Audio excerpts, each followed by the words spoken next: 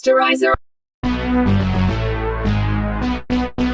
Sanibona igama lemovie yethu yango-2014 i-No Good Deed. La siyiqala khona ngentatheli yezindaba ku-TV eyayibika ngesigebengu esiyingozi uColin Evans. Wayebika mayelana noxhaxha lamacala kaColin Evans ukubulala kakhulukazi abantu besifazane abawu-5 nanokubuya aphunyulwe ezandleni zengalo yomthetho. Okuwukuthi kwacishe kwaphela iy'nyanga efunwa amaphoyisa, kodwa amaphoyisa akwazi ukuphinda amtrace amthole emva kwesinye isigameko sokubulala. Nokuyilapho aboshelwa khona isigwebo sika-15 years, kodwa njengamanje sewudonsile lo 5 years njengoba simbona ezokwenza isicelo sokudedelwa ngeparole. Njengoba la enza i-testimony phambi kwama-parole board members ebatshela ukuthi uyayisola ngezenzo zakhe zakudala, kanti futhi njengoba esehlale ngaphakathi la ejele useshintshile, kanti futhi uphilela ukuyisola usuku nosuku. Kodwa khona lapho kwaphawula omunye udokotela owathi uColin uwuchwepheshe kwezokuqamba amanga. Eqhubeka udokotela ethi uColin uwumuntu onodlame mangabe izinto ingahambi ngendlela yakhe. Udokotela wabuye waphawula mayelana nesigameko sasebar lapho uColin ashaya khona indoda wazoyibulala ngokuthi yayibuka i-girlfriend yakhe. uColin wayesezizwe secasuka, wathi uthi uyakhuluma abangamnika ithuba bamhlalisa phansi. Udokotela watshela ama-parole board members ukuthi iwona azoyidecide, kodwa imindeni yalabantu besifazane abawu-5 ababulawa uColin iyabhikisha la ngaphandle kwecourt, balwa nokuthi uColin angavunyelwa ukuthi abuyiselwe emphakathini ngoba uyingozi. Lokho kwamcasula kakhulu uColin ngesikhathi ebuka lo dokotela. No-chairman webhodi wasinqabela isicelo separole kaColin ethi kumele aqhubeke nokubhadla ejele. Wathi isicelo separole kaColin ngesibuyekezwe for isikhathi sokwengezwa komunye 5 years njengoba simbona uColin sebembuyisele ejele bemhambisa ngemoto. Isikhathi ephelezelwa uGuard ayihleli naye ngemuva kanye nodriver wemoto, kodwa endleleni benganakile uColin wayeshaya ngequphe ekhaleni waphuma igazi wacela usizo. uGuard oyedwa wasukuma ethi yomnikeza ithishu, kanti uColin uzovela agxavuna isibhamu sakhe fast amkhombe ekhanda ngaso. Udriver wabona kwenzeka leyo nto wamisa imoto wadonsa esakhe isibhamu. uColin watshela le ndoda ukuthi ayibeke phansi isibhamu ngoba akafuna empi, yena ufuna ukuyiphumela. Udriver naye wayenovalo wehlisa isibhamu. Ngesikhathi esethi uyasibeka phansi,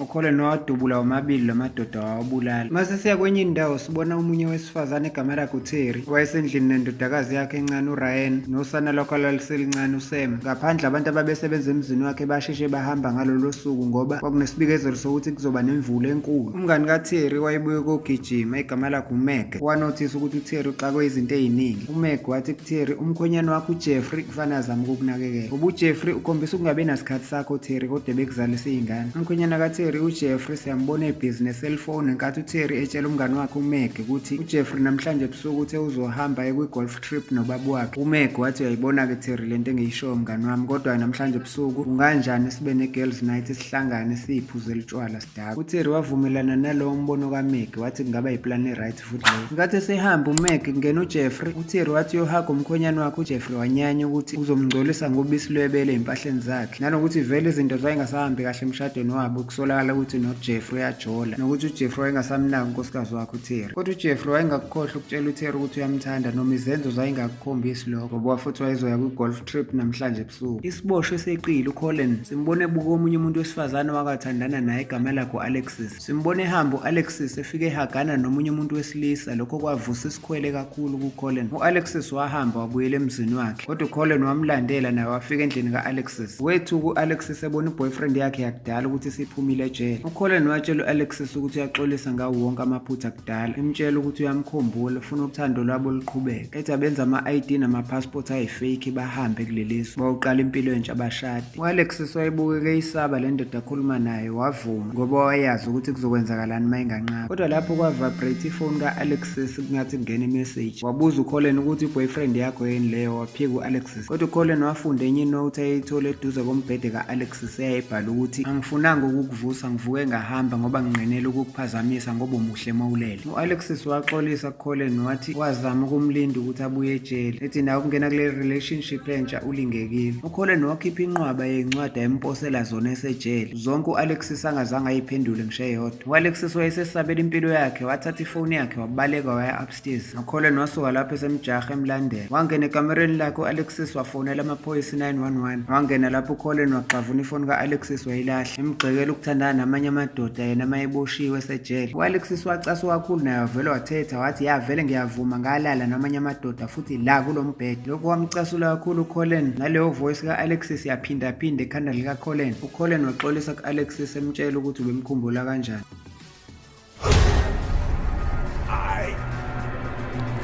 wathi semklinya wambulala, waphinde waqhubeka nokumshaya esefile. Ebusuku leyo mvula enkulu eyayimenyezeliwe yaqala, njengoba sibona noColin edrive imoto kuleyo mvula eyayinetha kakhulu. Wayehamba ecabanga lamazwi kade eshiwo udokotela ekhothe emini, lawo ekuyona amcasula kakhulu. Lokho kwamenza waze waluza icontrol yemoto yakhe yashibilika yaphuma emgwaqweni yawushayisa esihlahleni. uColin kodwa akalimalanga ngoba wakwazi ukuphuma emotweni wahamba. Waqhubeka nokuhamba emvuleni lapho waze wafica khona omunye umuzi. uTerry naye sembona emzini wakhe elungiselela iy'ngane zakhe ukudla. Okwathi lapho esebhizi wezwa ibheli yasemnyango ekhala. Ngenkathi esehambe eyovula emnyango wethuswa ukubona indoda angayazi kwakuwuColin. uColin watshela uTerry ukuthi uvelelwe ingozi yemoto, ucela amboleke ifoni, ufuna ukufonela i-tow truck ezodonsa imoto yakhe. uTerry waba nozwelo wamboleka ifoni yakhe. Nokuyilapho uColin enze ngathi kukhona umuntu akhuluma naye kanti ukhuluma yedwa. Eseqedile uColin watshela uTerry ukuthi bathi abe-tow truck bazofika kodwa kuzothatha isikhathi. Wathi kodwa khululeka ngizolinda la ngaphandle. Wathi lapho esehamba uColin, uTerry wamzwela wathi kunokuthi unethwe emvuleni ngcono ungene ngaphakathi. Wabonga uColin wabuya wazongena ngaphakathi endlini. uTerry wabona ukusikeka esiphongweni sikaColin, wamphathela i-first aid kit nethawula lokusuka. Waze wam-introducer kwindodakazi yakhe uRyan. uColin wabuza kuTerry ukuthi ngabe ingane yakhe eyodwa yini. Wathi uTerry no, nginanengane encane yomfana uSam ulele. uTerry wathi esetreat inxeba likaColin. uColin wambuza ngomkhonyane wakhe. uTerry akangasho ukuthi ukwi-trip, wathi angangena noma yinini kusuka manje. uTerry wanika uColin impahla ezomile. uColin ebuza kuTerry ukuthi umkhonyane wakhe wenza msebenzi muni. uTerry wamtshela ukuthi ummeli. noTerry wathi ubeyi-prosecutor before abe uma wey'ngane. wabuza kuColin about i-relationship yakhe ukuthi kuhamba kanjani. uColin wabuyelwa ile sithombe ebulala u-Alexis. uColin watshela uTerry ukuthi ubenaye umuntu abethandana naye kodwa wamchithela. uTerry wamzwela wamtshela ukuthi kujwayelekile vele ukuthi izinto ivele y'bhede emshadweni. wathi uTerry naye uyayikhumbula esewumuntu wesifazane obe-powerful, ethi kodwa naye manje umkhonyane wakhe usemtreat-a njengodoti. wathi mayezwa lokhu uColin wazama ukumchama naye emtshela ukuthi muhle. Besakhuluma kanjalo yaphinde yakhala idobhe lemnyango. Ngesikhathi esegijima uTerry ecabanga ukuthi abantu be-tow truck. wathi uyavula kanti umngane wakhe uMag oze ngaleya girls naye ethe bebekhulume ngayo kodwa uTerry ubeseyikhohliwe. uTerry wa-introduce uMag kuColin. uTerry wachazela uMag ngodaba likaColin nokuthi usalinde i-tow truck. uMag wayebukeka ejabulile, walikhipha iwayini wathi bazoliphuza bobathathu. uMag wayeyiphaphele watshela uColin ukuthi muhle, embuza ukuthi uhlalaphi. uColin wamenshina omunye umgwaqo ekuthiwa uRiver Road. uMag wathi njengoba ewumuntu obuye adayisa izinto wazi bonke abantu lapha kuRiver Road kodwa akaze ambone uColin. uMag embuza ukuthi wakiphi i-address lapha kuRiver Road. lokho kwashayisa uColin ngamahloni. kwavele kwawigatsha lesihlahla laphahlaza iwindi lasekhishini. lokho kwanqamula leyo nkulumo yabo. uColin walivala lelo windi lasekhishini elinamathisela ngesalothape. baqala lapho baqhubeka nokuphuza iwayini labo. beqhubeka bephuza uMag wasekungathi uzama ukufensa uColin. nakuyilapho uTerry aqala inkulumo yokuthi bahlangana kanjani noMag. kodwa uColin wayebuye lo mcabango wangesikhathi ebulala u-Alexis. khona lapho uTerry wasukuma egijima wahamba waya upstairs ukuyothulisa ingane yakhe ekhalayo. ngathi uMag noColin sebeye egaraji beyobhema ugwayi. nokuyilapho uMag abuza khona kuColin ukuthi ngoba engamnaki kanje ikhona yini into eyenzekayo phakathi kwabe benoTerry. uColin watshela uMag ukuthi benoTerry bayathandana. uMag wayelokhu ebabaze njalo ukuthi uTerry umngane wami akasangitshela indaba engaka. uColin waqhubeka nokufuna ukucasula uMag ngesikhathi emtshela ukuthi uTerry vele washo ukuthi uMag akuyena umngane wakhe weqiniso. uMag wavele wacasuka wathethisa uColin emtshela ukuthi mhlawumbe unamanga ngisawuthola iqiniso kahle kuTerry. okwathi lapho uMag ethi uyahamba uColin wamsakaza ekhanda ngefosholo wambulala.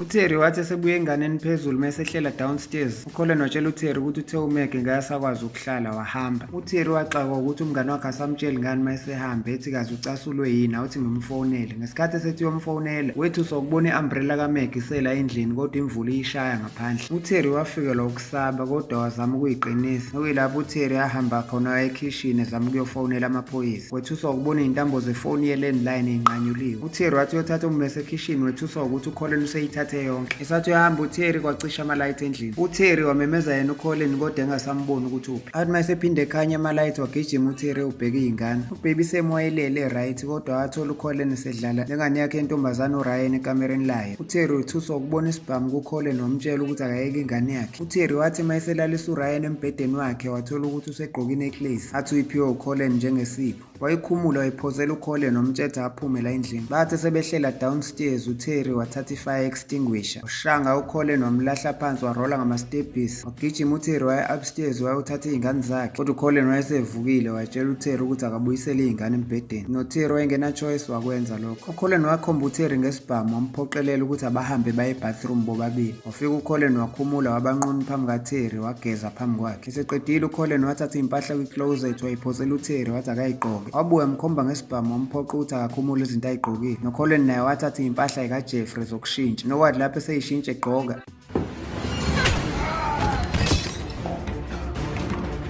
uTerry wabaleka wayozikhiyela kwenye indlu. Wafika lapho ngenhlanhla ifoni iyasebenza. Ngokushesha wafonela amaphoyisa i-911 waripota yonke into eyenzakalayo. Kodwa uColin wawukhahlela umnyango wavuleka. Wathi uma engena uColin, uTerry wathatha omunye ummese wamsiya ngawo esiswini wabaleka uTerry. Phezu kwalokho kulimala, uColin wajaha uTerry ngesikhathi emlandela wamfica wamvimbezela ekhishini downstairs esemkhombe ngesibhamu. uTerry watshela uColin ukuthi vele kuphelile ngawe sengiwafonelile amaphoyisa. uTerry wancenga uColin ukuthi akahambe engakafika amaphoyisa khona engeza ukuboshwa naye endaphe esesejele. Kodwa isilime siwuColin watshela uTerry ukuthi akathathe iy'ngane bahambe bonke ndawonye. uTerry wenza njengoba etshelwa, wahamba wayothatha iy'ngane. Bathi sebeyophuma ngasegaraji wethuka uTerry ukubona umngane wakhe uMac ukuthi ubulawele egaraji lakhe. uTerry wayeseshawa uvalo wazama ukuyiqinisa ukwethuka kuba wagcina edrive imoto yakhe enza yonke into ayitshelwa uColin. Bese endleleni uTerry wayezama ukutshela uColin ukuthi usenaso isikhathi sokuthi usengaphuma kule nto. Ethi uTerry ngoba amaphoyisa angatrack imoto yakhe abathole. uColin watshela uTerry ukuthi drive imoto uvala umlomo. uTerry wabona imoto yamaphoyisa iqhamuka wayifleshela amalayithi ngenkathi uColin enganakile phambili. Leyo moto yamaphoyisa yavele yajika abashayela isayireni ngenkathi sebajaha. amaphoyisa ethi udriver akamise imoto eceleni. uColin wathi uma ebona lokho watshela uTerry ukuthi aka-acting ngathi akwenzekanga lutho. waphatha ingane encane uColin wamtshela ukuthi le ngane yakhe iyoba senkingeni uma uke wenza okuphambene. sebemile emgwaqweni iphoyisa laphuma lazobabuza imibuzo. ngenkathi selibuza uColin ukuthi ulinyazwe yini, wathi uwelwe isihlahla ebelishaya iwindi. ingane encane uRyan eyayingemuva yabuza ukuthi kanti kuyiwaphi. ngokuzwa ingane iphoyisa lasola ukuthi kukhona okushaya amanzi latshela uTerry ukuthi akaphume emotweni lathi lifuna ukuyokhuluma naye eceleni. sebengaphandle iphoyisa labuza ukuthi kwenzakalani la. uTerry wayesabela iy'ngane zakhe waqamba amanga wathi bona benoColin bayathandana bayajola kodwa bayantshontshelana ngoba umkhwenyana kaTerry engekho. iphoyisa latshela uTerry ukuthi akuyona indaba yalo leli kodwa liyamcela ukuthi bangafaki iy'ngane kule nto yabo. iphoyisa labuza ukuthi pho ubungishayelelani amalayithi, ngabe uneshow ukuthi awukho engozini. uColin wabeka ingane encane uSam ebackseat walungisa isibhamu sakhe. uTerry wathi ngeke ngikwazi ukukutshela uma ngisengozini. nokuyilapho iphoyisa lasi-understand isimo lathi selilungele uku-act. iphoyisa lahlebela uTerry lathi anganyakazi.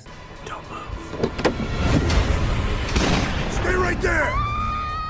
uColin wadubula iphoyisa ekhanda walibulala. uTerry wayesethukile wama lapho echokekile nkathi uColin ehodula iphoyisa eyoliginqela ehlathini. wathethisa uTerry wathi leli phoyisa life ngenxa yakho, wathi akadrive imoto manje suke la bahamba. uColin wahamba nabo wafika emzini ka-Alexis watshela uTerry ukuthi akalalise iy'ngane embhedeni. watshela ingane yakhe uRyan wayenemibuzo eminingi ukuthi angethuki akho lutho bazolala nje for sleep over. uColin waphoqelela uTerry ukuthi bahambe baye ebathroom ethi akaphathe i-first aid kit azomlapha leli nxeba lakhe la mgwaze khona. khona lapho uTerry wethuswa na ukubona isidumbu sika-Alexis. wathi uColin yayo uyena-ke lo muntu obengixoxela ngaye ex yami engijithelile. ngenxa yezulu elingelihle ngaphandle imoto kaTerry yakhala i-alarm. uColin wazama ukuyicisha ngeremote kodwa yangacishi. ngokubona lokho wabopha uTerry ezandleni nasey'nyaweni wahambe sephumela ngaphandle kuyocisha imoto manual. uTerry wezwa kukhala ifoni eduze kwesidumbu sika-Alexis. uTerry wathatha uphisi wevazi efile wayesiya ngawo lento aboshwe ngawo wayikhulula. nokwathi lapho esephendula ifoni ka-Alexis ezwa umuntu ofonayo wethuka wachokheka uTerry mayethola ukuthi ivoice yomkhonyane wakhe uJeffrey. ethi uJeffrey, Alexis kade ngihleli la ehhotela ngikulindile ubusuku bonke ngithi uyangena kanti ubanjwe yini. siyathola ukuthi umkhonyana kaTerry uJeffrey ubejola no-Alexis lo aze wambulalelayo noColin ngaleya note kade ebhalwe eduze kombhede.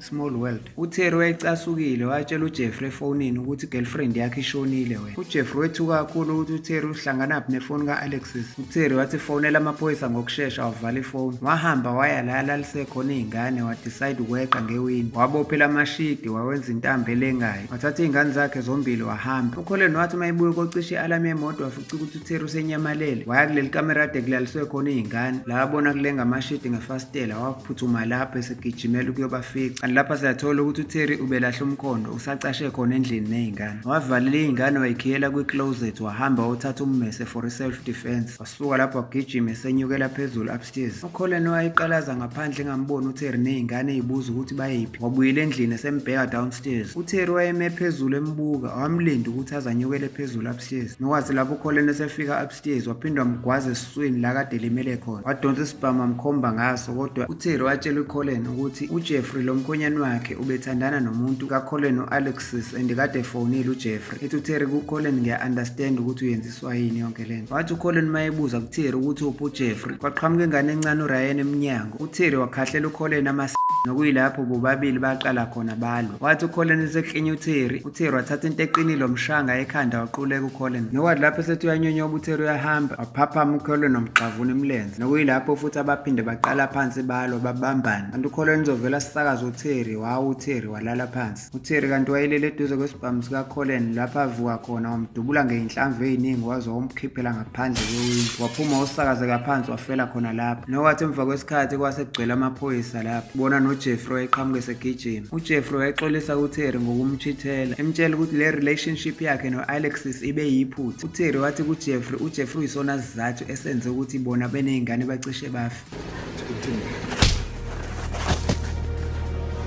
uTerry wasuka lapho wamshiya kanjalo uJeffrey waqeda umshado wabo forever. Sibona uTerry nezingane zakhe zombili sebemuvela ukuyohlala emzini omusha. Siyabona ukuthi uTerry wayesebuyele emsebenzini wakhe wokuba weprosecutor esephila impilo yakhe yokungadephendi komunye umuntu.